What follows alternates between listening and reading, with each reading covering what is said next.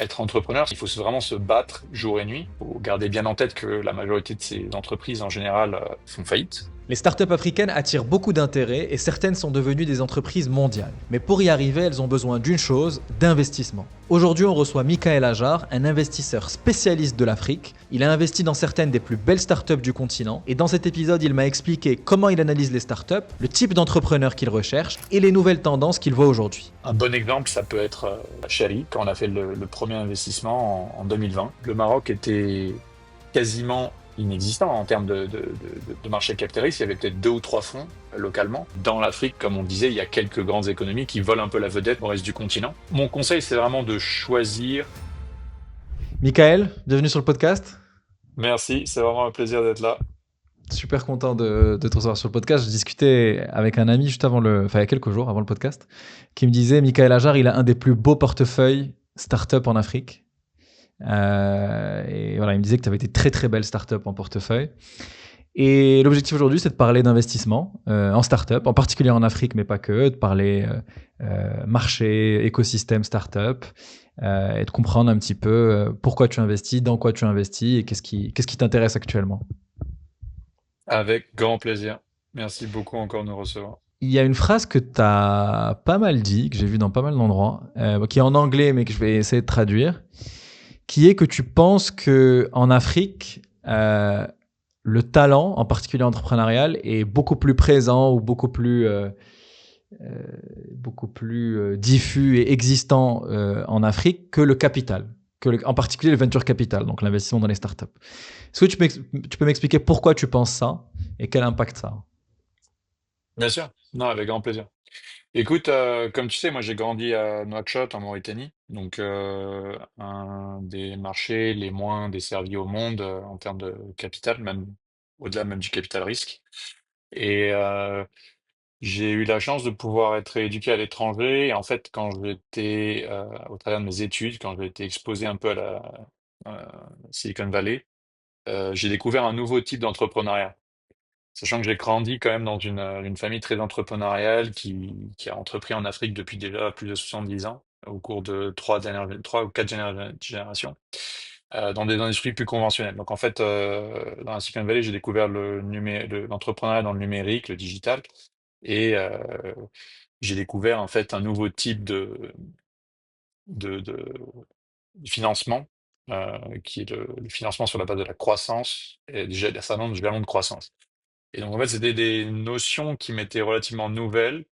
Et je me suis rendu compte que je connaissais dans mon entourage proche un certain nombre d'entrepreneurs de grande qualité qui se positionnaient en Afrique sur des segments de marché intéressants, mais qui n'avaient pas accès à ces ressources-là. Et le constat au cours des quelques dernières années dans le capital risque en Afrique, c'est que finalement, 4 grands pays, donc que ce soit les économies en fait nigériane, sud-africaine, égyptienne et kenyane, il me semble, représentent 80 voire 90% en fait du capital déployé en Afrique. Alors que des marchés un peu plus tout aussi développés, qui ont des infrastructures encore mieux établies, comme le Maroc par exemple, qui sont dans le top 5 des économies africaines, en tout cas jusqu'à il y a quelques années, représentait encore un des pays les moins desservis en capital risque. Donc en fait, c'est partant de ce constat-là, en 2020, qu'on a réalisé un premier investissement au Maroc, parce que on croyait, voilà, au travers de nos, on a cru très fort en fait à la qualité du talent entrepreneurial dans des pays moins desservis, comme le Maroc. Et pour l'instant, les choses se passent plutôt bien. Voilà, je ne sais pas si j'ai bien répondu à la question, mais n'hésite pas en tout cas si je peux clarifier quoi que ce soit. Non, non, c'est ça, c'est ça. C'est que effectivement, ce que tu dis, c'est que c'est pas tant qu'il n'y a pas de capital investi, c'est qu'il est très concentré dans un petit nombre de pays qui captent la majeure partie de l'investissement. Mais techniquement, il y a de C'est l'argent, il ça. y a de l'investissement. Et historiquement, qu'est-ce qui explique ça? Pourquoi des pays comme le Maroc, qui ont des startups par exemple, ou d'autres pays, ont eu beaucoup moins d'investissement? Est-ce que c'est un problème de deal flow, un problème, tu vois, il n'y a pas assez d'entrepreneurs et de belles startups dans lesquelles investir? Est-ce que c'est des pays que les investisseurs connaissent peu? À quoi c'est dû? À mon sens, historiquement, il y avait la barrière de la langue. Alors le Maroc, c'est peut-être moins le cas parce qu'effectivement, il y a une grande diaspora qui a été formée à l'étranger et qui de plus en plus revient. Mais ça reste quand même un marché qui historiquement en fait était un peu plus de l'Afrique francophone. Et faut garder bien en tête que l'essentiel du capital risque est quand même contrôlé par des gens qui parlent principalement l'anglais. Donc il y avait déjà une première barrière de la langue. Il y avait une barrière de la culture aussi. C'est-à-dire que euh, encore une fois, la grande majorité du capital risque mondial se concentrait sur principalement les États-Unis et la Silicon Valley.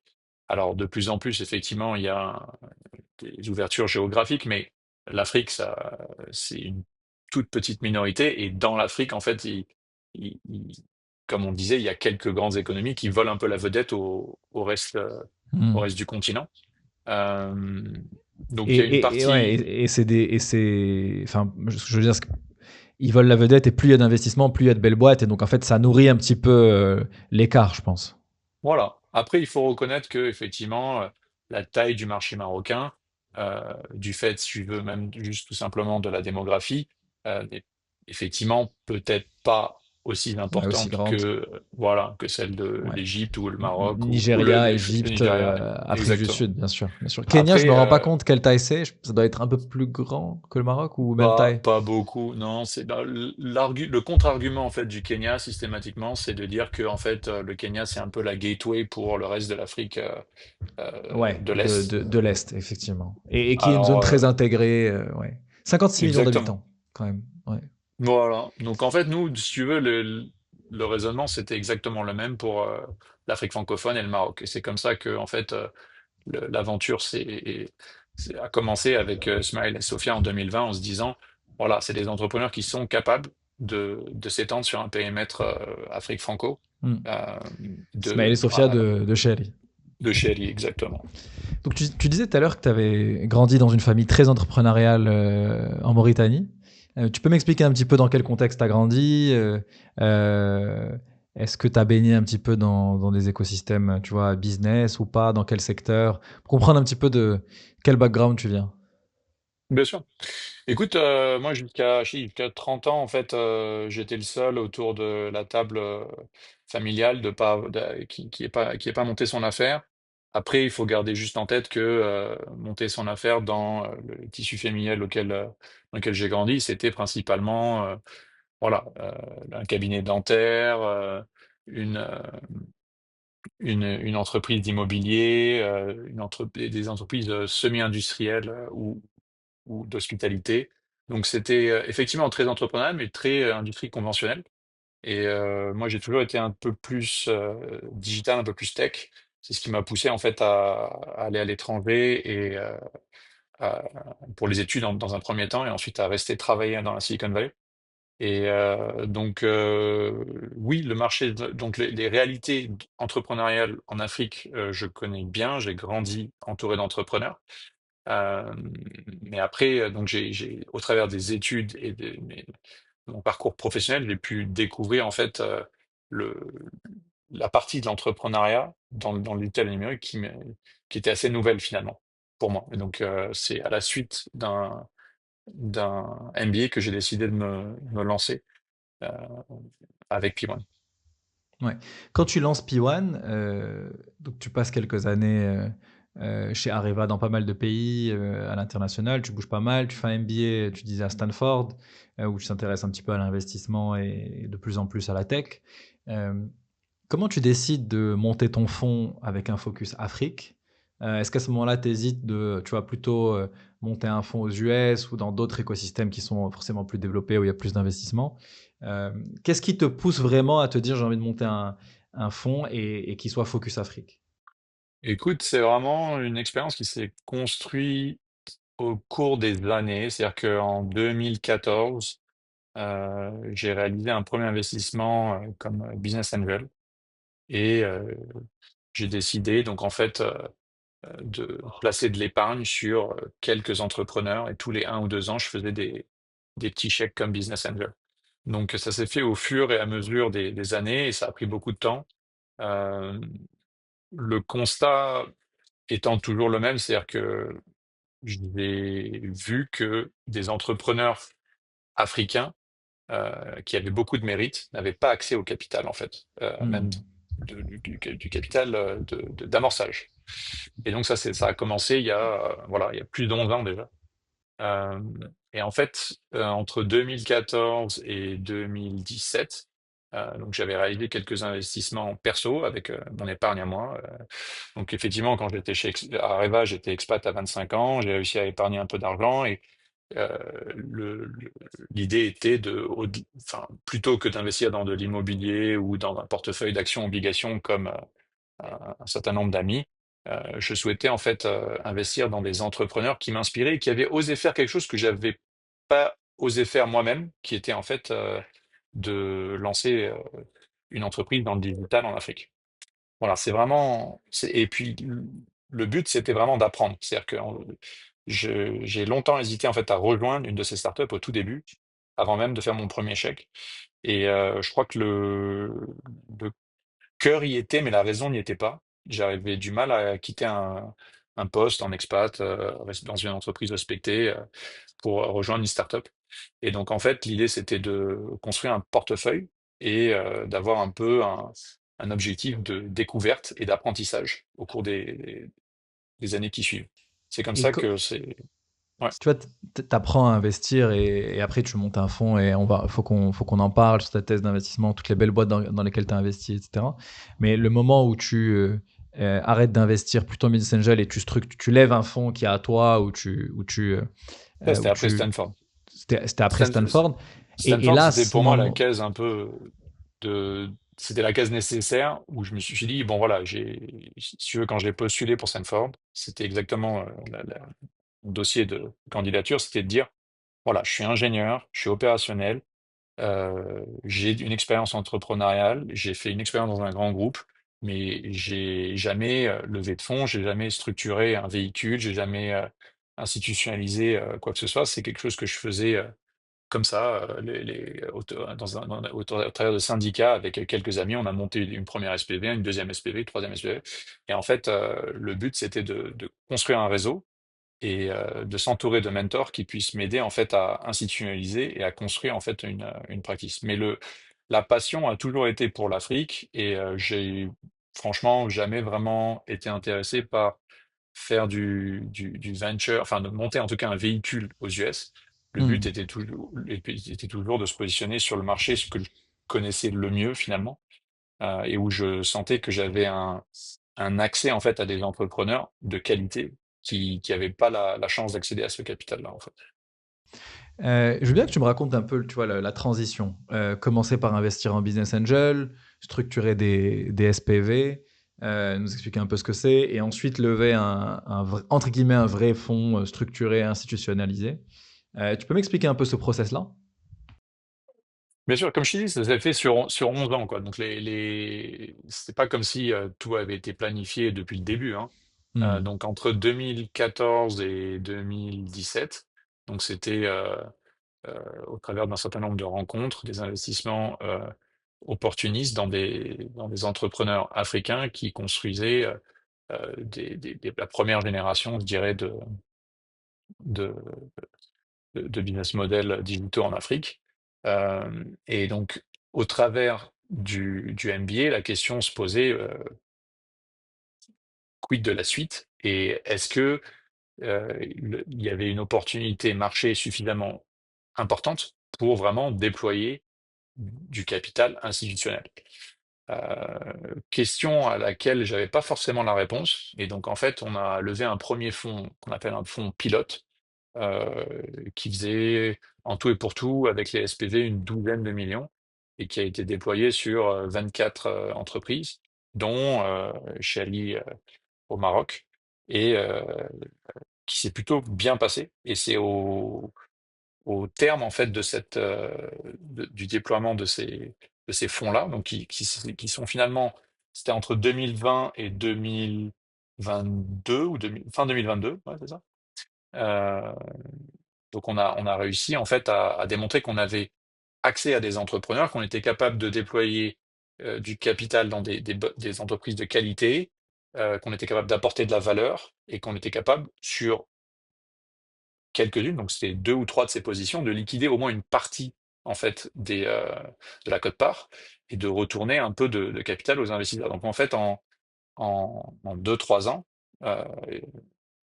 c'est QFD. Donc l'idée était maintenant de passer à l'étape suivante qui était d'institutionnaliser. Et donc ça s'est fait au cours des 2 dernières années seulement. Donc là, c'était est-ce que maintenant on est capable de monter une équipe? Est-ce qu'on est capable d'attirer des investisseurs institutionnels comme la SFI, la Banque mondiale, et d'autres qui nous ont fait confiance depuis le début, industriels, fonds, partenaires dans des fonds plus importants, et de déployer des tickets plus importants pour maintenant guider des tours, euh, donc prendre plus de droits dans la gouvernance de l'entreprise et être plus actif en fait dans le portefeuille. Sur la première, ta première levée de fonds, c'est-à-dire les 12 millions, entre les SPV puis le premier fonds pilote, comment tu convaincs, des investisseurs à ce moment-là? C'est-à-dire, déjà, est-ce que tu étais seul ou tu étais déjà avec une équipe? Et comment tu réussis à convaincre les tout premiers investisseurs en disant, «Moi, j'ai déjà investi en business angel, puis en SPV, et maintenant j'ai envie d'avoir un fonds pilote un peu plus gros». Sur quelle base ils te suivent et voilà, comment ça s'est passé à ce moment-là? Ça s'est passé grâce en fait aux entrepreneurs. C'était le but, c'était de montrer concrètement, parce que le risque principal en fait de cette aventure, c'était ce qu'on appelle le blind pool risk, donc le risque d'investir dans un véhicule où tu ne sais pas dans quelle entreprise le gestionnaire de fonds va investir. Et le but, c'était donc d'éclaircir le plus simplement possible, en fait, la stratégie de déploiement de ces fonds et de montrer de façon très concrète quels étaient les entrepreneurs avec lesquels on travaillait. OK. Donc, on a eu la chance de rencontrer des gens comme Smile et Sophia au tout début en 2020. Donc, on a mis un premier ticket et on était capable d'ensuite de les présenter en fait aux investisseurs en disant voilà, on investit dans ce type d'entreprise-là. Il y en avait, je sais plus, une demi-douzaine dans le même style donc c'était vraiment le plus concrètement possible d'articuler en fait la stratégie du fonds et de déploiement sur les cibles et de montrer que Ouais. euh, on pouvait apporter de la valeur et c'était des entreprises viables qui s'inscrivaient dans la durée. Ouais, c'est hyper intéressant. C'est vrai que la meilleure manière de montrer, quelle est ta thèse d'investissement, c'est de dire, «J'investis dans telle boîte ou je compte investir dans telle boîte», et on se dit que, OK, c'est ce type-là d'entrepreneur, ce type-là de boîte. Je fais une petite pause dans cet épisode pour te parler de mes amis et partenaires TapTapSend que j'utilise personnellement et qui soutient NextWave depuis le début. Si tu habites en dehors du Maroc, tu dois absolument connaître TapTapSend. J'ai personnellement vécu 10 ans en France et comme tous les Marocains qui habitent à l'étranger, j'ai voulu envoyer de l'argent vers le Maroc. Certains veulent soutenir des proches, certains veulent épargner au Maroc ou investir leur argent, mais dans tous les cas, dans ces moments-là, on recherche trois choses: rapidité, simplicité et le moins de frais possible. C'est ce que propose TapTapSend. Il permet d'envoyer de l'argent vers le Maroc depuis une trentaine de pays dans le monde, et ce qui m'a convaincu, c'est que les transferts bancaires sont gratuits. En gros, leur modèle, c'est une petite marge sur le taux de change et ils sont transparents et compétitifs. Ils proposent un des meilleurs taux du marché. Donc si vous voulez envoyer de l'argent vers le Maroc, ne réfléchissez pas et téléchargez l'application TapTapSend. Vous pourrez transférer votre argent vers des comptes bancaires, mais aussi vers Cash Plus ou Afacash. Si vous venez de notre part, vous recevrez un cadeau lors de votre inscription. Par exemple, 15 € depuis la France ou 25 $ depuis les États-Unis. Donc téléchargez l'application TapTapSend et utilisez le code NEXTWAVE. Je vous remets en description toutes les infos. Vous êtes déjà des centaines à avoir utilisé l'application et certains m'ont remercié pour la recommandation. Et j'aimerais à mon tour remercier l'équipe TapTapSend de me soutenir depuis le début de NextWave. Et sur ce, on peut reprendre l'épisode. Ok, donc tu lèves ce premier fonds, tu lèves ensuite un deuxième fonds un peu plus gros actuellement. On va arriver sur les boîtes sur lesquelles tu as investi, mais tu vois, sur cette phase-là et sur les premiers investissements que tu as fait, lorsque tu rencontres des investisseurs entrepreneurs, on va dire, qui sont en train de lever un fonds pour la première fois ou en train de commencer à investir, quels conseils tu leur donnes ou quelles erreurs, toi, tu as fait au début que tu pourrais partager lors des premiers tickets, des premiers investissements que tu as fait? On en a fait tellement des erreurs. Je crois que le but, c'est de vraiment se... Bon, alors on va prendre un peu de recul. C'est-à-dire que mon conseil, c'est vraiment de choisir les entrepreneurs avec lesquels on veut vraiment travailler. Donc l'avantage en fait de cette aventure entrepreneuriale, un peu comme toutes les autres, c'est que finalement on est assez maître de son destin quand même, et qu'on peut choisir qui sont les entrepreneurs avec lesquels on veut s'entourer et avec lesquels on veut travailler. Parce qu'on va, avec ces entrepreneurs passent par des hauts et des bas. Et donc, en tant que gestionnaire de portefeuille, on partage en fait un certain nombre de ces, de ces aventures. Et c'est pas facile. C'est pas facile pour les entrepreneurs d'abord, et c'est dans une certaine mesure un peu moins difficile pour nous comme gestionnaires. Mais en fait, ce qui peut être un peu frustrant, c'est qu'on a on a moins de contrôle finalement que les entrepreneurs. Donc le but, c'est de vraiment choisir qui sont les entrepreneurs qui sont les plus exceptionnels, parce qu'il faut garder bien en tête que la majorité de ces entreprises, en général, font faillite. Euh, et, et qu'en fait, enfin, être entrepreneur, enfin, c'est euh, contre vent et marée. Enfin, il faut vraiment se battre jour et Hmm. nuit. Et je crois que des fois, on le mesure mal. Euh, En tout cas, quand j'ai eu l'occasion d'échanger avec un certain nombre de gestionnaires de fonds émergents, euh, il y a des fois un peu, euh, comment dire, un manque de réalisme par rapport aux chances de succès de l'entrepreneur. Faut être très Hmm. conscient que enfin, la majorité de ces positions dans le portefeuille euh, ne vont, ne vont pas retourner de capital ou retourner Hmm. moins de capital qu'est-elle investi. Tu veux dire qu'en Et tant qu'investisseur, il faut être à l'aise avec ça. il faut être à l'aise avec ça, il faut être très mesuré sur la capacité de, enfin, sur le caractère exceptionnel des entrepreneurs, en fait. Hmm. On reste dans une dans une industrie où finalement, euh, c'est, c'est, c'est exceptionnel. C'est-à-dire qu'il faut travailler avec des entrepreneurs d'une qualité telle qu'ils sont capables de renverser une situation de façon against all odds, contre toutes les probabilités, et réussir à, à retourner du capital enfin, un ordre de magnitude plus important. Et donc, en fait, ça revient de l'exceptionnel. Donc, en fait, trouver l'exception, c'est extrêmement difficile. Et en fait, il faut parler à des centaines d'entrepreneurs avant d'arriver à trouver quelque part quel est l'entrepreneur qui serait d'une nature suffisamment exceptionnelle pour gagner la conviction et investir. Donc 95% du temps, tu dis non, de manière générale, Ah mais oui oui donc on voire parle nous plus. enfin entre 2014 et 2019 20 quand on a lancé le fonds, oui, j'ai dû parler à plusieurs centaines si c'est pas des milliers d'entrepreneurs, et je crois que j'ai eu la chance effectivement de rencontrer quelques entrepreneurs qui m'ont et j'ai réussi à comprendre quels étaient le caractère exceptionnel en fait des quelques entrepreneurs qui pouvaient vraiment faire la différence. Et je crois que et j'ai réussi aussi au travers du MBA à avoir un peu d'exposition là-dessus. Et je crois que ça m'a beaucoup aidé effectivement à mieux Et identifier les talents. chacun est exceptionnel à sa manière ou il y a des choses que tu as vues, que tu as revues, retrouvées? Non, non, il y a des choses qu'on revoit, bien sûr. Donc, souvent, d'ailleurs, c'est des gens qui entreprennent pas pour la première fois. D'ailleurs, c'est le dénominateur commun de Smaïl Belkhayat et de Hmm. Ahmed Ben Mansour. Les deux, je crois, entreprennent pour la troisième ou quatrième fois. Donc, c'est des gens qui ont une soif d'entreprise euh, et qui sont capables, en fait, de très rapidement euh,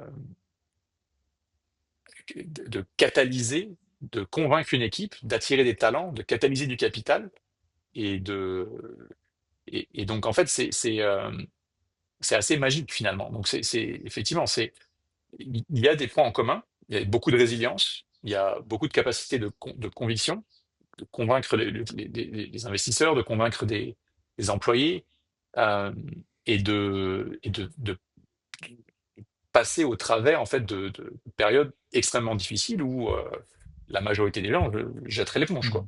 Euh, Tu tu parlais tout à l'heure de, tu vois, de ces entrepreneurs-là qui sont révélés un petit peu, qui ont été dans des situations against all odds, vraiment avec des probabilités de succès minimes, mais qui ont réussi à retourner les choses d'une manière ou d'une autre. Tu as un entrepreneur qui te vient en tête ou une situation qui soit de ton portefeuille ou pas, mais un exemple de quelqu'un que tu as rencontré qui était dans une situation très difficile et qui a réussi à s'en sortir? ah oui, bien sûr, mais la majorité. C'est-à-dire que j'aurais même du mal à croire, j'ai même du mal à réfléchir à trouver dans notre portefeuille, et même au-delà, euh, quelles seraient les entreprises qui ont toujours bien, bien marché. C'est-à-dire que Ouais. je- on a même dans un de nos mentors et de nos amis les plus proches qui travaille dans un fonds qui a cofondé, qui a longtemps travaillé dans un fonds qui s'appelle Index Ventures. Donc c'est Bernard Dallet qui a grandi à Rabat, qui était au lycée Descartes, et qui a investi pendant 25 à 30 ans avec Index dans des entreprises les plus respectées mondialement. Et il nous avait dit de façon très transparente, il pouvait compter sur les doigts d'une main, en fait, finalement, les une, deux, peut-être trois entreprises qui ont jamais vraiment connu de Mmh. renversement. Mais la majorité, c'est des succès, les plus grands succès même d'Index, sont passés par des moments extrêmement difficiles où l'entrepreneur a fait preuve d'énormément de résilience, finalement, et de Mmh. vision. Quand on s'est rencontrés il y a quelques semaines, quelques mois, on avait pris un café et tu m'avais dit que tu étais un investisseur contrarian. Donc, je ne sais pas comment on peut dire en français, peut-être à contre-courant ou qui pense indépendamment, ou on pourrait le traduire comme ça. Qu'est-ce que ça veut dire? Ça veut dire que finalement, on se positionne sur des opportunités où la majorité des gens ne seraient pas à l'aise. Euh, alors, un bon exemple, ça peut être Chari, quand on a fait le premier investissement en 2020. Euh, le Maroc était quasiment euh, inexistant en termes de marché capitaliste. Il y avait peut-être deux ou trois fonds localement. Ismaël et Sophia s'étaient lancés depuis quelques mois, je crois que ça faisait 2 ou 3 mois. Euh, et le marché du FMCG, c'était en plein Covid. Donc il y avait énormément de, de Beaucoup de red ralentissement flags. dû à la pandémie. Ouais, non, bien sûr.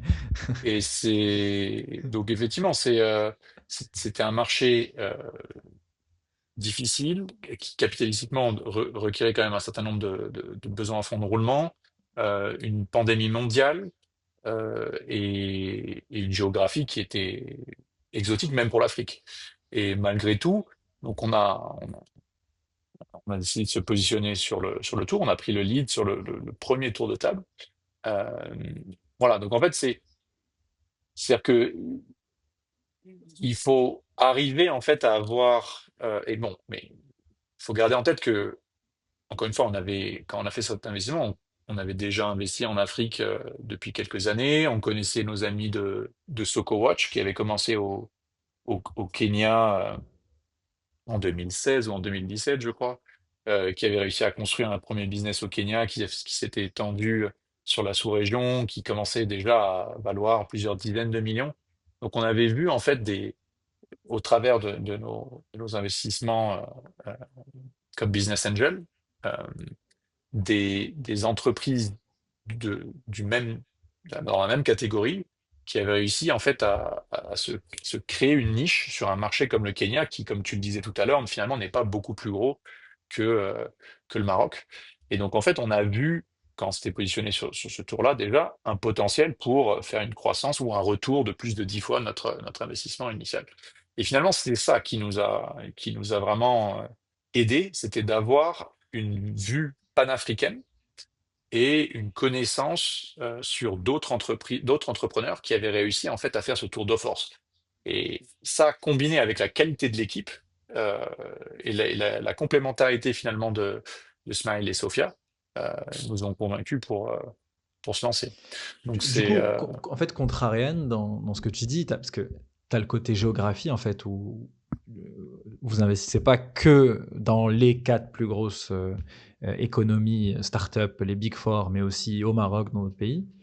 Mhm. Il y a un sujet, donc géographie, il y a un sujet secteur aussi. Je crois que vous investissez pas que dans les secteurs les plus en vogue, c'est-à-dire probablement la fintech, Et mais vous vous ouvrez à le d'autres Maroc, je crois que sujets. ça illustre bien. Ouais, les deux investissements qu'on a fait au Maroc, je crois que c'est dans nos deux portefeuilles. Donc le premier fonds pilote et ce deuxième fonds-là, je crois que c'est les positions les plus importantes de notre portefeuille. Donc ça illustre bien ce que tu dis, c'est que chez Happy One, dans notre portefeuille, les positions les plus importantes sont en dehors des Big Four. Donc ça, c'est Mhm. géographie.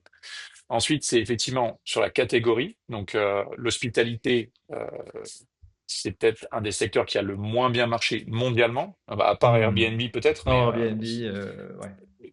et, et en Afrique, ça a été extrêmement difficile. Je crois qu'il y a peut-être un ou deux précédents pour des boîtes qui ont réussi à tirer leur épingle du jeu, mais à quelques dizaines de millions grand maximum. Alors que là, le tour de table était de 48 millions hein, sur Nuité.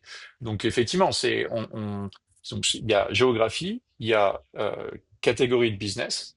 euh, et ensuite, il y a le timing, quoi. Donc, Et, voilà, et tu vois, ce qui m'a aussi marqué quand je voyais vos investissements, c'est que vous avez des investissements de tailles différentes, ce qui est assez rare. Vous faites du seed et je crois que Nuité, la boîte donc, qu'a fondé Mohamed Ben Mansour, qui est probablement la plus grande levée au Maroc sur les dernières années, et probablement une des plus grosses levées en Afrique aussi, enfin à toi de me dire. En tout cas, bien sûr. c'est une très très belle boîte. Euh, donc vous êtes capable autant d'investir en seed qu'un peu plus tard. Ça, c'est un choix aussi. C'est assez rare, je pense, dans l'écosystème investissement. Oui, oui, non, tout à fait. Donc nous, ce qu'on veut, c'est vraiment accompagner les meilleurs entrepreneurs africains. euh, et bon, alors après, ce tour-là, en l'occurrence, c'était le premier tour institutionnel de Nuité. Donc c'est pas comme si on avait non plus fait une pré-IPO, quoi. Un tour de table pré-IPO. Donc c'était vraiment le premier tour institutionnel. Euh, je crois qu'il avait peut-être lui-même fondé ou investi en fait au tout début, ou peut-être un ou deux BA sur le. Mais c'est-à-dire que c'était la première fois que des fonds investissaient dans le nuité. Donc c'était quand même le premier tour institutionnel, il faut le reconnaître. Après, effectivement, c'était un tour qui était surdimensionné par rapport euh, à la taille de notre fonds. Donc, mais ça démontre bien qu'effectivement, on est capable aussi d'être, comme tu disais, de raisonner à contre-courant, même par rapport au stade de l'entreprise, Hmm, et hmm, arriver au-delà juste de l'amorçage. ouais. J'aimerais bien qu'on parle un peu de Nuité. C'est une très belle boîte euh, je pense que ça peut être intéressant qu'on en discute. C'est une boîte d'infrastructure, donc qui fait des API pour l'hospitality. Euh, Ce qui est intéressant, c'est que c'est une boîte très tech, très infrastructure, qui a été créée depuis l'Afrique, mais pour un marché mondial, et qui, je crois, a dès le début ciblé un marché à l'international. Euh, Comment tu as découvert cette boîte? Comment tu as rencontré Mohamed? Est-ce que tu peux me parler un peu de cet investissement? Bien sûr. Mohamed, c'est quelqu'un qu'on a rencontré au travers d'un de nos venture partners, donc qui travaille pour nous à temps partiel, qui nous aide à sourcer en fait des opportunités. On l'avait identifié en fait comme étant un des entrepreneurs les plus prometteurs au Maroc. Donc en fait, ce qu'on fait chez P1, c'est qu'on a en fait on a construit un outil qui collecte, qui agrège de la donnée au travers de plusieurs bases de données publiques ou moins publiques. Donc, on a construit un système de scroller qui peut aller collecter de la donnée sur des sites comme LinkedIn ou autres. Euh, et en fait, on enrichit cette donnée de façon régulière, tous les mois, et sur la base d'un certain nombre de filtres. Donc, tu disais tout à l'heure quels sont les critères finalement que P1 cherche dans les entrepreneurs. Donc, nous, en fait, il y a trois grandes catégories de critères. Donc, il y a le fait d'entreprendre pour la deuxième ou troisième fois, donc c'est ce qu'on appelle Mhm. repeat founder. Mhm. Il y a le fait euh, d'avoir été éduqué et ou d'avoir travaillé à l'étranger. Et en fait, Pramadi et Ismail, les deux, en fait, ils cochent cette case-là. Donc, c'est des gens qui ont effectivement grandi au Maroc, à Casa en l'occurrence, qui ont eu la chance d'être éduqués à l'étranger, donc que ce soit en France ou aux États-Unis, et qui ont ensuite travaillé en fait à l'étranger dans des secteurs bien particuliers, et qui sont ensuite rentrés au Maroc pour entreprendre. Voilà. Donc, en fait, ils cochaient tous les deux ces trois cases-là. Donc, en fait, euh, grâce à ces critères, on arrive à sélectionner. Donc, dans notre base de données, on a eu plusieurs dizaines de milliers d'entrepreneurs africains. Et quand on applique ces critères-là, on tombe sur moins de 350 entrepreneurs. Et donc, au Maroc, en l'occurrence, il y en a pas énormément non plus. Donc, c'est comme ça qu'on avait identifié Mohamed déjà. Donc, en fait, on le suivait depuis un moment, on l'avait rencontré euh, il y a déjà quelques années, et au travers donc de ce venture partner-là. Voilà, donc c'est un travail d'analyse de données euh, et de- d'analyse aussi comme tu disais, en fait, de traits, le caractère d'entrepreneur en particulier qui nous paraissent les plus pertinents pour assurer la pérennité et la réussite de l'entreprise. Mm. Et comment tu as vu le développement de cette boîte qui, je crois, a été bootstrappée pendant 6 7 ans avant de lever pour la première fois, qui a atteint des volumes euh, de d'activités qui sont très importants. Comment tu as vu un peu le développement de la boîte? Bien sûr. Donc en fait, alors la première fois qu'on l'a vu, c'était tout simplement sur LinkedIn, hein. Enfin, en fait, on a suivi et leur nombre d'employés était en train d'exploser.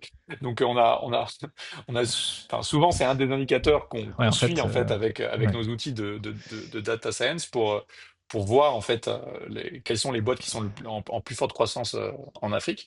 Et c'est comme ça qu'on avait vu ça déjà. Ensuite, effectivement, on a eu l'occasion d'échanger plusieurs fois avec Med. Il y a un certain nombre d'entreprises publiques dans le secteur. Donc, tu parlais de l'hospitalité. Donc, en fait, il y a des concurrents directs sur ce créneau-là, c'est Booking.com et Expedia, qui sont des entreprises publiques qui font respectivement plus de 100 et 15 milliards, je crois, de valorisation en bourse. Donc, c'est des entreprises qui publient un certain nombre de rapports trimestriels sur le progrès en fait de leurs différents produits. Ces deux entreprises-là ont commencé du côté consumer, donc ils aidaient les particuliers en fait au travers d'une application à- à faire des réservations d'hôtels. Et en fait, ont commencé à offrir leurs produits en marque blanche. Donc en fait, ils ont fait une transition de consumer pure play à B2B2C et B2B en fait. Donc en offrant en marque blanche ces outils de recherche en fait de réservation d'hôtels.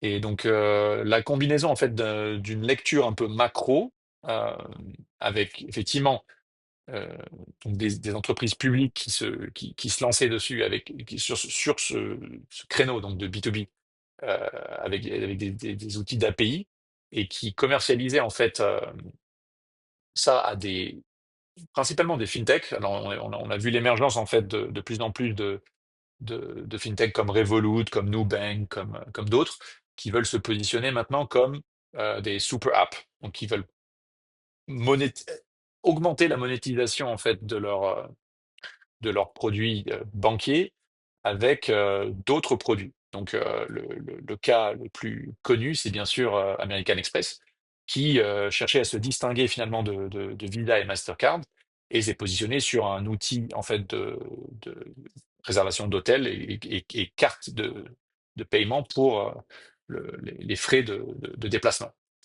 Et donc ce qu'on a vu, c'est au travers de notre recherche, c'est qu'effectivement, euh, maintenant des fintechs comme Revolut, comme Nubank, comme d'autres, cherchaient à répliquer ce succès-là euh, dans, euh, dans l'hospitalité, plus particulièrement, en travaillant avec des grandes plateformes comme Expedia, comme Booking.com et tout.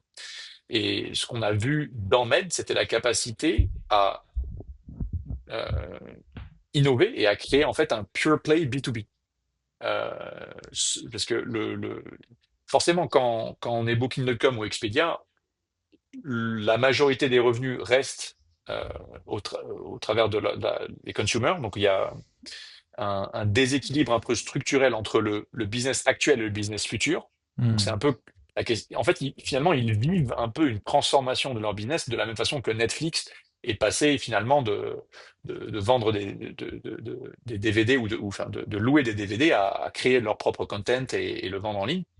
Bah, Booking.com et Expedia, c'est en train de traverser cette période un peu charnière et notre, notre analyse était que une entreprise comme Nuité avait un cran d'avance et du fait de s'être concentré exclusivement sur le B2B, avait en fait un réel avantage euh, pour aller, dans une certaine mesure, sur certains marchés, dans un premier temps, déloger en fait les grands de l'hospitalité comme Expedia et Booking, chose ils ont réussi, notamment récemment avec l'annonce de Revolut.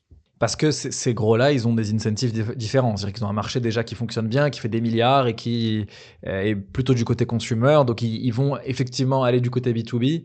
Mais disons que c'est plus compliqué de cannibaliser soi-même son gagne-pain, quoi. Et gagnant, exactement. Comme Google dans la recherche, qui a pas forcément envie de mettre un chatbot à la place de la barre de recherche, parce que le business model, c'est les ads, quoi. Donc, Et qui se qui y fait vont voler la vedette maintenant par et qui y vont ChatGPT ouais et et qui y vont Perplexity et maintenant parce qu'ils d'autres. sont obligés, mais effectivement, je pense qu'en interne, il y avait des incentives un peu différents.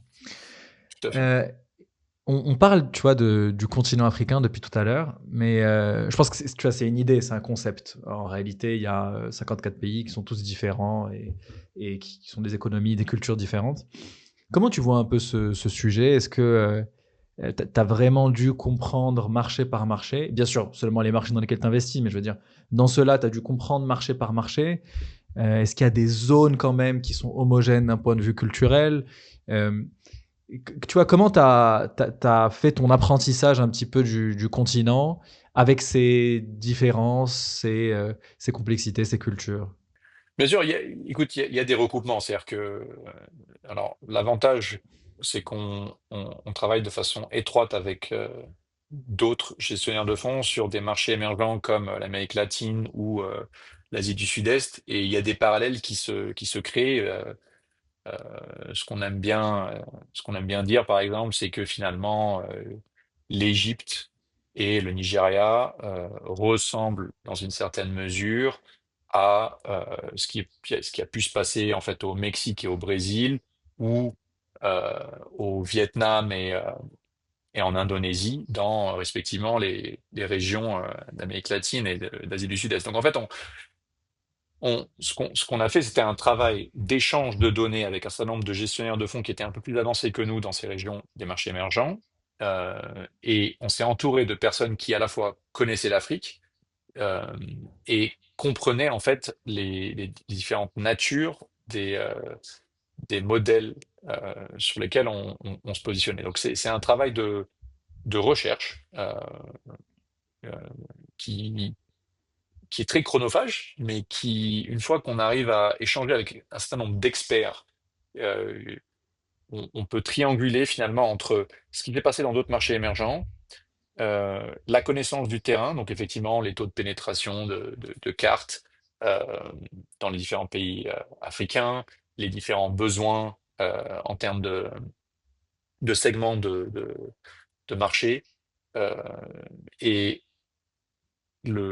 et la qualité des entrepreneurs. Parce qu'effectivement, quelqu'un qui a pas forcément un background en ingénierie ou qui a pas un doctorat euh, en IA va avoir du mal effectivement à se positionner sur un marché un peu infrastructure. Donc quelqu'un comme Med qui est ingénieur, qui a travaillé dans les semi-conducteurs, qui entreprend pour la quatrième fois, va avoir plus de facilité à construire une plateforme en infrastructure que quelqu'un comme Smile, qui est peut-être un peu plus business finalement, ou plus produit, mais moins en fait euh, technique. Voilà. Hmm. Donc en fait, il y a un travail de triangulation entre le marché, les autres marchés que l'Afrique, les réalités du marché africain, et ensuite la qualité des entrepreneurs et le recoupement, en fait, ce qu'on appelle le founder market fit. Mmh.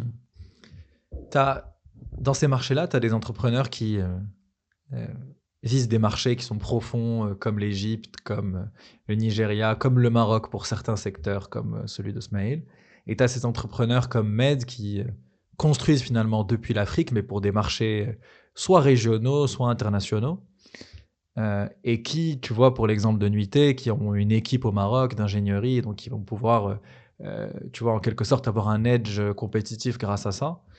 Au moins au début en tout cas, et ensuite développer la boîte. Mais c'est quoi un petit peu les avantages que tu vois pour un entrepreneur qui construit depuis l'Afrique mais qui vise un marché international? Est-ce qu'il y a des avantages par rapport à des entrepreneurs qui vont être sur d'autres marchés ou dans des pays développés, plus développés en tout cas? Oui, c'est-à-dire que, en fait, nous, fondamentalement, ce qu'on pense, c'est qu'il y a des besoins et des contraintes euh, en Afrique qui sont plus forts que sur le reste du monde. Et cela euh, aide à mieux percevoir euh,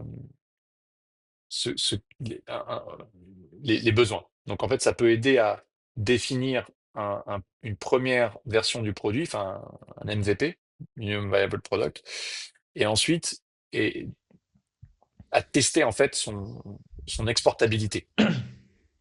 Voilà. Ouais. Donc, ça, on y croit et on pense que c'est un réel avantage. Après, ce qui peut se passer aussi, c'est que euh, du fait de,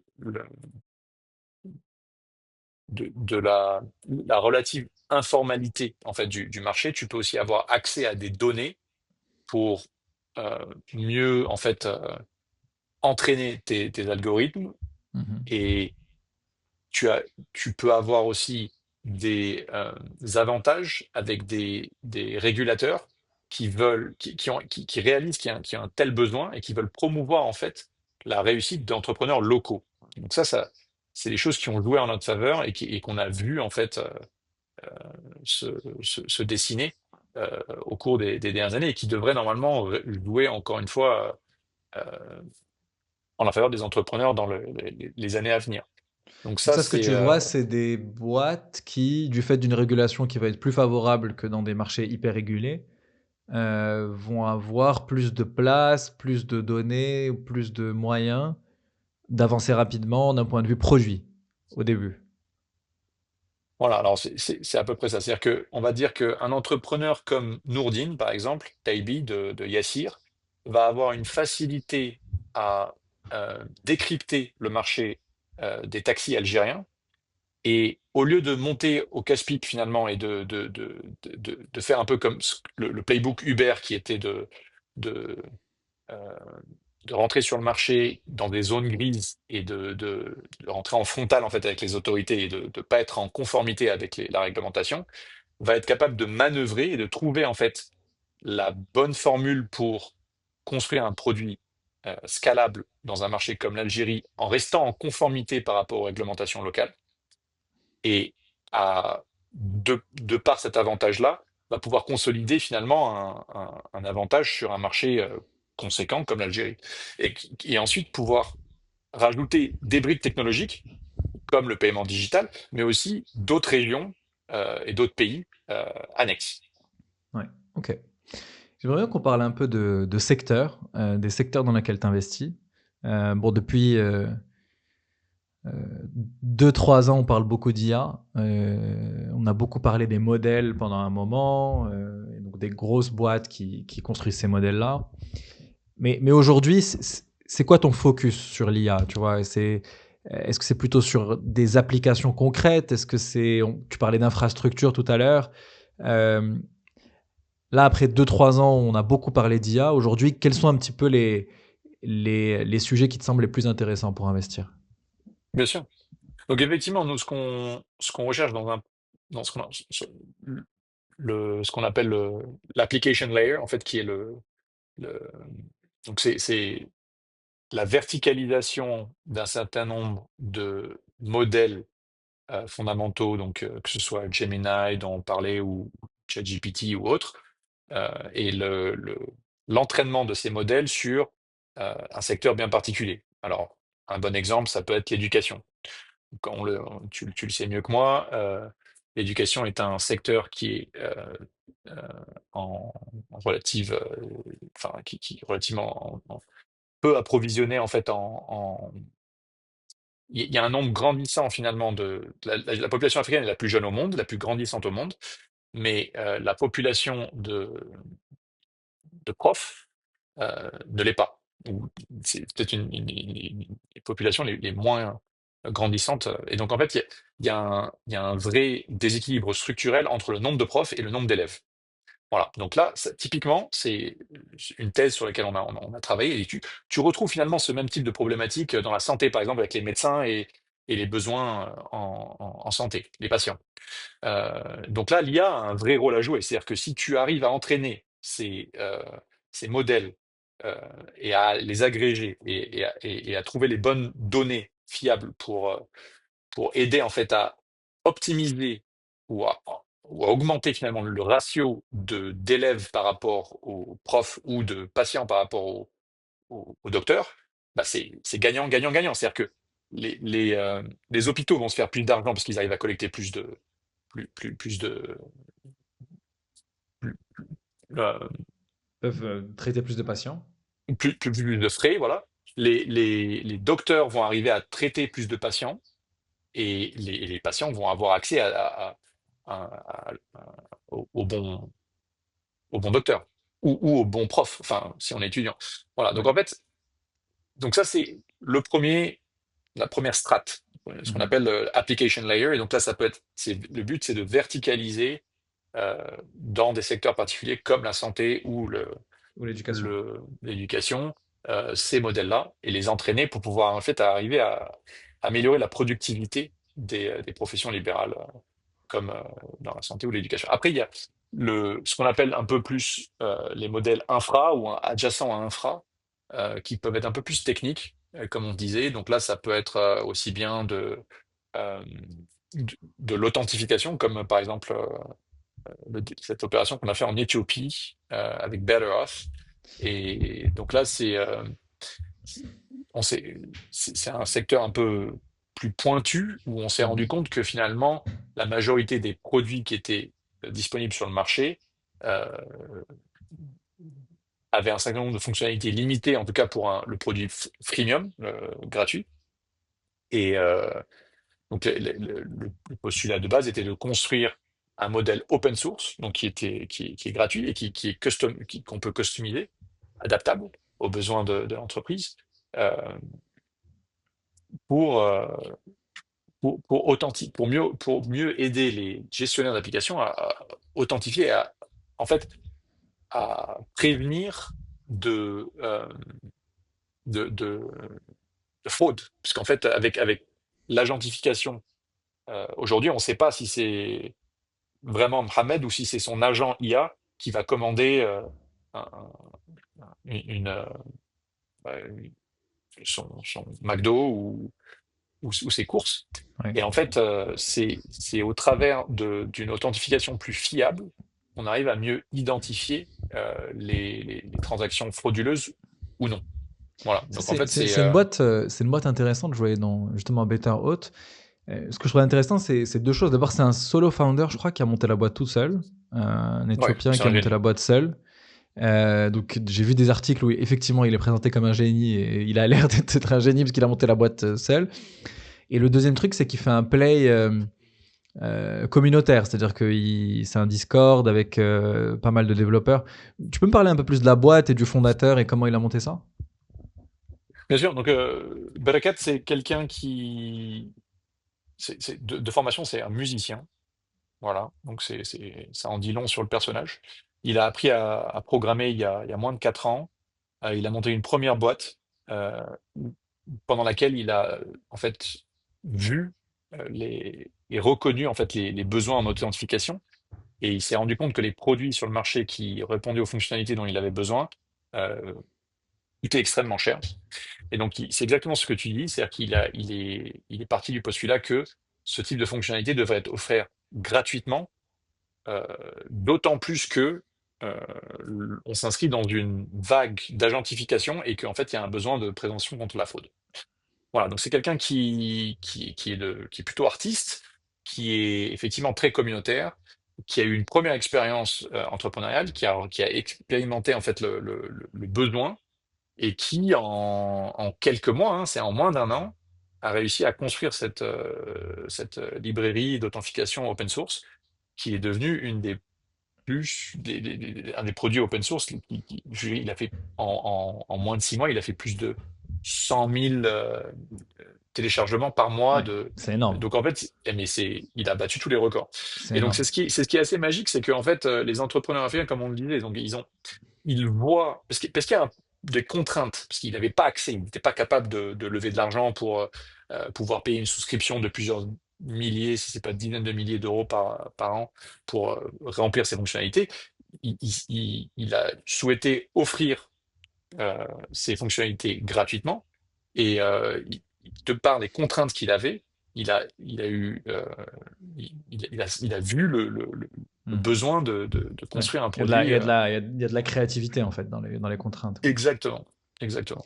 Non, mais Et c'est parcours quand tu fais magique. un play comme ça open source, le business model, il est, tu vois, comment on gagne l'argent? Parce que généralement, je vois que parfois il y a des services qui sont proposés en plus, c'est-à-dire que tu peux avoir le service qui est open source, mais si tu veux la version premium avec le support, etc., tu payes. Mais comment ça se passe dans le cas de Betterhot et dans un petit peu les boîtes que tu vois open source aujourd'hui? Voilà, donc c'est le nouveau défi, effectivement. Donc la première, le premier défi qui a été relevé, c'est est-ce qu'on peut créer un produit qui a une demande mondiale et qui répond à un certain nombre de fonctionnalités de base pour mieux identifier et distinguer en fait les agents des réels consommateurs. Et effectivement, maintenant la question c'est dans quelle mesure on peut monétiser un certain nombre de fonctionnalités qui sont plus poussées, qui pourraient être d'ailleurs des fonctionnalités que les développeurs de modèles IA commercialisent.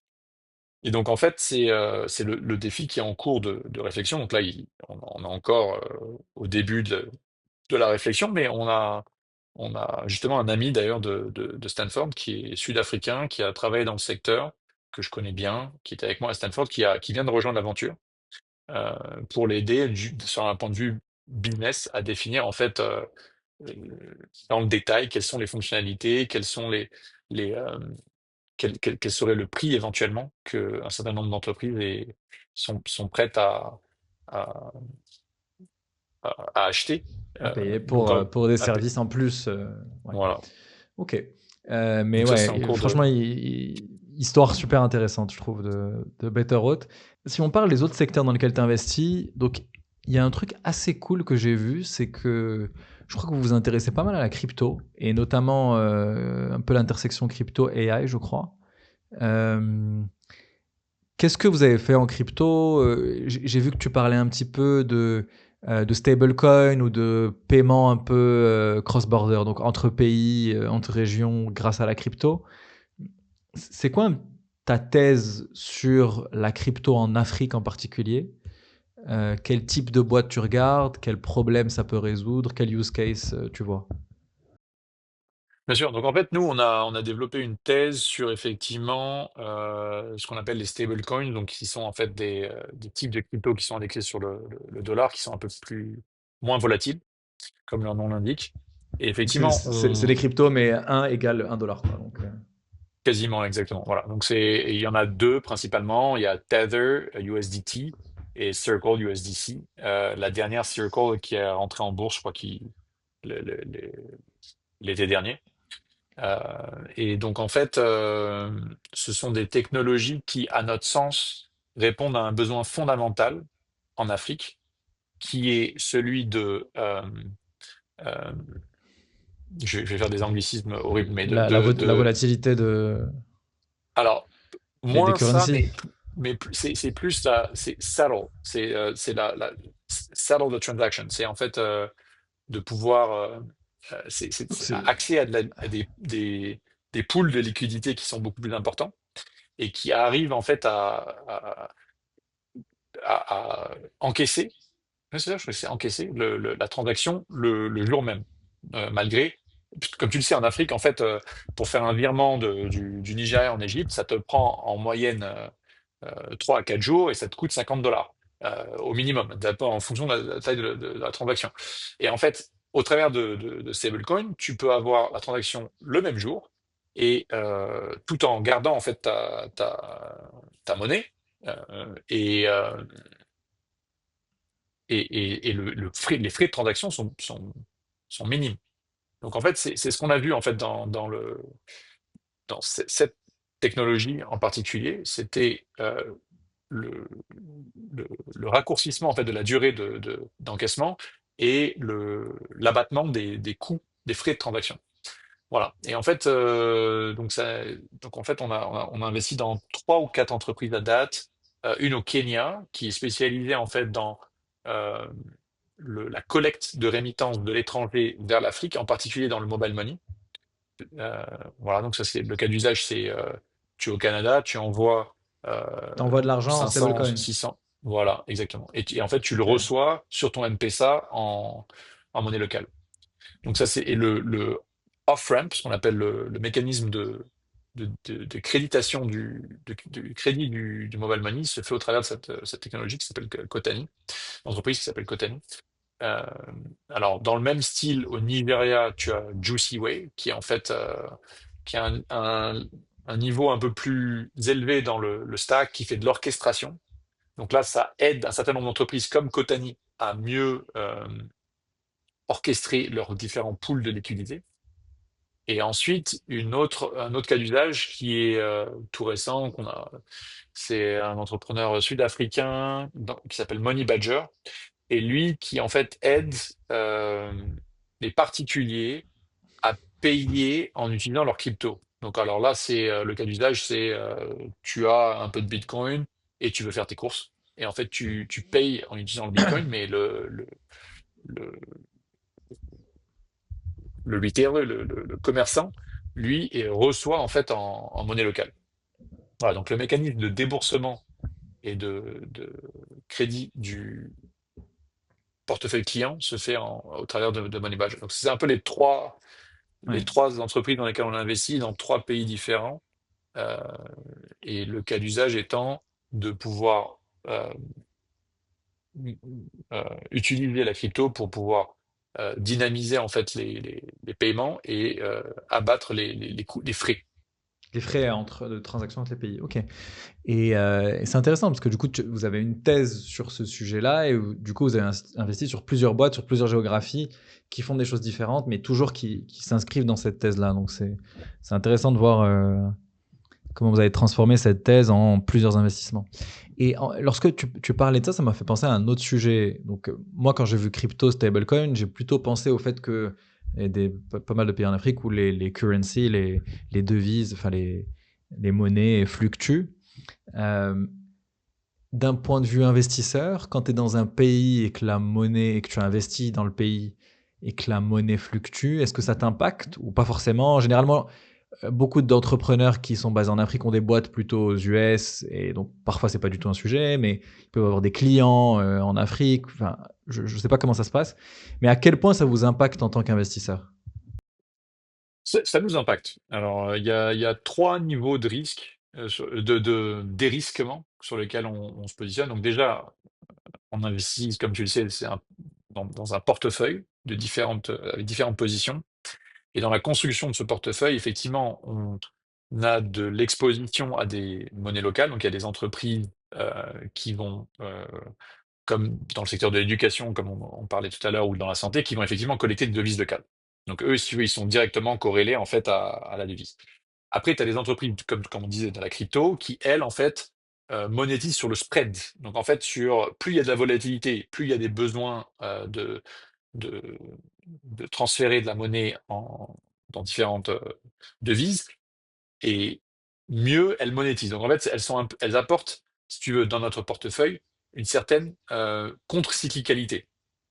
Donc, Intéressant, euh, très intéressant, voilà. parce Donc, que en du coup, fait, ces on boîtes-là qui sont sur la thèse dont on parlait, supposons que tu aies beaucoup de fluctuations, le spread qu'elles vont prendre est plus grand parce qu'elles ont plus de risques vu qu'elles sont market maker en fait du truc. Et donc, dans ton portefeuille, au-delà de la diversification géographique, tu as même une contre, tu vois, des boîtes contre-cycliques sur l'aspect Tout à fait. monnaie. C'est Et on hyper l'a vu. intéressant. On Très, l'a vu, très c'est-à-dire intéressant. que entre 2020 et 2024, le Naira au Nigeria été divisé par 3 ou pas 4. Et effectivement, on a vu très vite les entreprises qui avaient une exposition locale sur la devise, qui pas quasiment effondrées, mais qui étaient en train de survivre, quoi. Et d'autres entreprises qui étaient effectivement sur ce créneau de transfert d'argent à l'étranger qui ont explosé et Ok. qui sont très profitables.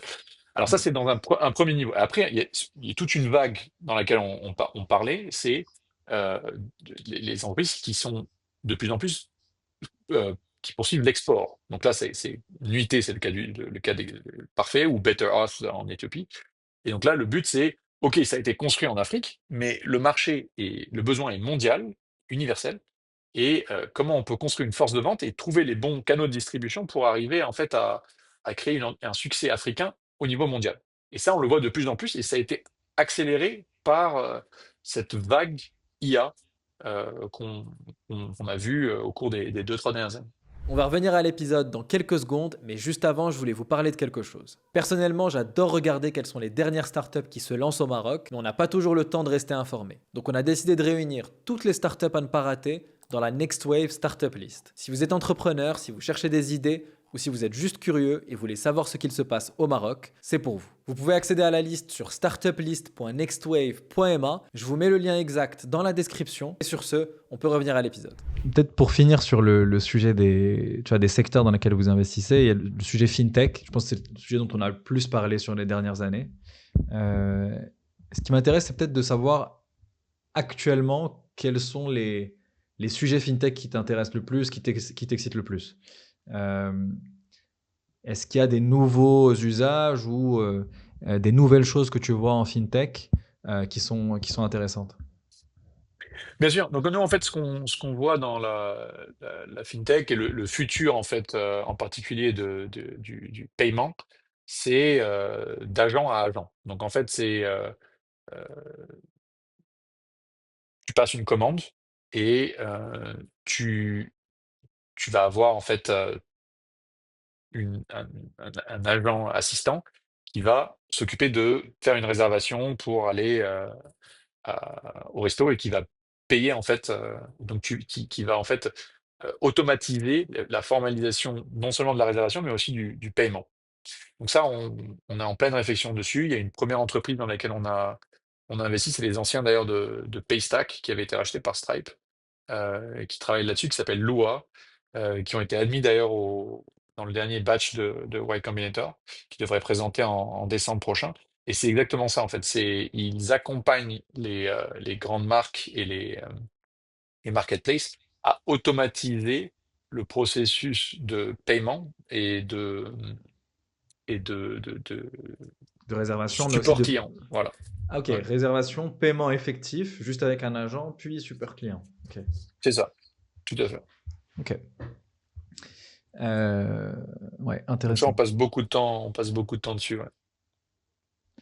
Ouais, intéressant parce que, effectivement, ce que je dis, c'est que la suite des paiements, c'est que c'est potentiellement des agents où tu peux être directement dans un chat qui va à la fois faire la recherche pour toi, qui va peut-être payer, etc. Et donc à ce moment-là, le play fintech, il est plutôt sur ces agents-là. Voilà. Et au-delà de ça, donc il y a tout, comme on disait aussi, il y a toute une problématique d'authentification, de prévention de la fraude. Et donc il y a des layers qui sont de sécurité et d'authentification sous-jacents, comme BetterUs dont on discutait, qui ont un rôle à jouer là-dessus, Ouais. Ok. pour Ok. sécuriser en fait ces transactions d'agent à agent. Comment tu vois la suite pour P1? Vous avez levé, je crois, 50 millions en 2025, du coup le deuxième fonds dont tu me parlais. Comment tu vois la suite sur les prochaines années? C'est quoi la vision? C'est quoi les prochains objectifs pour la suite? Écoute, on est en phase active de déploiement. Donc là, à court terme, ce qu'on cherche à faire, c'est renforcer notre équipe. D'ailleurs, on est en train de recruter et si des personnes nous écoutent sur ce podcast, ça serait avec grand plaisir pour échanger, en apprendre plus. Donc, on cherche à renforcer notre équipe, à déployer au moins euh, là, 5 à 10 millions dans les prochains 6 à 12 mois. En particulier, on aimerait bien en faire au Maroc et en Afrique francophone. Euh, voilà, donc c'est vraiment court terme. À moyen terme, on va sûrement lancer les réflexions pour euh, faire grandir en fait l'activité. Donc on cherche à construire euh, un deuxième chapitre, une deuxième thèse de fond, et éventuellement à lancer ça peut-être fin d'année prochaine, début de l'année suivante. Euh, et là, la question se pose sur l'accélération en fait, enfin est-ce qu'on reste sur le même périmètre? Est-ce qu'on réfléchit à faire d'autres types d'opérations? Donc, on a fait une première opération, par exemple, c'est un bon exemple Mhm. au Nigeria, où en fait, c'est notre premier rachat. Donc, on a racheté une entreprise avec Stripe, avec la boîte de Paystack, en fait, qui est la branche Afrique de Stripe, qui n'ont pas forcément très bien géré, en fait, la gouvernance de l'entreprise, mais qui gagnent, en fait, à être racheté, à être restructuré. Et donc, c'est une situation qu'on appelle voilà, de restructuration. Et on est en réflexion sur, au-delà donc, comme on disait, de phase d'amorçage ou euh, ce qu'on appelle investissement en croissance, est-ce qu'il y a des opportunités pour faire des co-investissements avec des stratégiques et éventuellement quand il Ça, y a c'est super intéressant. Je sais pas si on peut rester dessus 2 minutes, parce que j'ai jamais entendu parler de ce modèle. C'est un peu comme du private equity distressed, donc c'est ça. d'investissement dans des boîtes qui sont plutôt en difficulté. Mais là, c'est en venture, donc c'est des boîtes technologiques toujours. Et Ouais, vous le faites pas uniquement solo, vous le faites avec des stratégies qui sont des boîtes tech plus grosses. tout à fait. Non, non, C'est c'est ça le exactement modèle. ça. Donc on est en Ok. réflexion, on a fait une première opération comme ça qui se passe plutôt bien. Et effectivement, la question se pose sur la suite. Est-ce que ça serait un précédent à d'autres opportunités avec une question sur le dimensionnement? Mais effectivement, Et ça pourrait être le des postulat de fondateurs qui base, rentrent avec vous, c'est forcément des stratégiques. Tu pourrais lever un fonds on, sur cette thèse et te dire en fait je rachète et je mets une nouvelle équipe on pourrait, comme on en pourrait, PE Distressed. on pourrait. Donc si tu veux, la réflexion de base, c'est il y a des pans entiers d'activités en Afrique. Ça peut être le BPO. Ça peut être des accounting, Hmm. et en fait, et l'IA est en train d'automatiser un certain nombre de ces métiers-là. Et donc la question, c'est est-ce que on peut racheter ces activités-là et euh, automatiser un certain nombre de ces tâches pour augmenter la productivité de ces. Donc là tu dis ouais parce qu'il y a aussi l'opportunité, je sais pas si c'est ce dont tu parles, mais je voulais te poser la question, mais de boîtes technologiques qui rachètent des boîtes un peu plus Moins traditionnelles, tu vois, technologiques. Voilà ça, qui font du exactement. BPO ou autre, C'est ça. mais qui sont disruptées. Voilà, tout à fait. Ouais. Non, non, mais c'est exactement ça. Et donc, du coup, la question, c'est voilà, où, avec qui et quand. Mais effectivement, il y a beaucoup d'opportunités là-dessus sur lesquelles on est en pleine réflexion. Ouais, effectivement. Je pense qu'il y a un vrai tissu de boîtes, soit PME, et donc qui peuvent avoir des accès à des clients, de la data intéressante et que tu peux coupler d'une manière ou d'une autre avec soit un fondateur plus tech ou une boîte tech, donc à voir pour créer un groupe intéressant. Et soit effectivement des startups qui vont mal et qui peuvent être rachetées. Donc c'est vraiment intéressant. Ouais, c'est vraiment intéressant. Ok. D'un d'un point de vue exit, c'est quoi un petit peu les géographies que tu vois qui sont le plus dynamiques en ce moment? C'est plutôt des stratégiques qui rachètent, tu me disais? Oui, oui, oui. Donc, on a eu quelques opportunités. On espère éventuellement avoir peut-être une entrée en bourse aussi un jour. Donc, à suivre. Mais effectivement, quand on voit des entrepreneurs de qualité Med ou Smile qui entreprennent pour la 3e, 4e fois. Je crois qu'ils ont soif de succès et ça nous laisse entrevoir en fait des opportunités au-delà juste de rachats stratégiques. Ouais, ouais. Ok, bah écoute Michael, c'était un plaisir de discuter, merci beaucoup. Donc le message est passé sur le recrutement, tu disais vous cherchez quelqu'un notamment actuellement, et je sais pas où est-ce que les gens peuvent te contacter. LinkedIn. Ils peuvent par email m@p1.ventures. Ok, N'hésite pas à partager et avec grand plaisir. Merci encore beaucoup. C'était vraiment parfait. un super échange. Merci à toi, c'était super cool de discuter, merci. Au plaisir. Merci encore. Top. Merci beaucoup d'avoir écouté cet épisode jusqu'au bout. Si vous avez aimé cet épisode, partagez-le autour de vous, abonnez-vous à la chaîne. Et comme vous le savez, on est sur YouTube, mais aussi sur Spotify et Apple Podcasts. Donc partagez Next Wave autour de vous pour nous aider à faire connaître ces podcasts.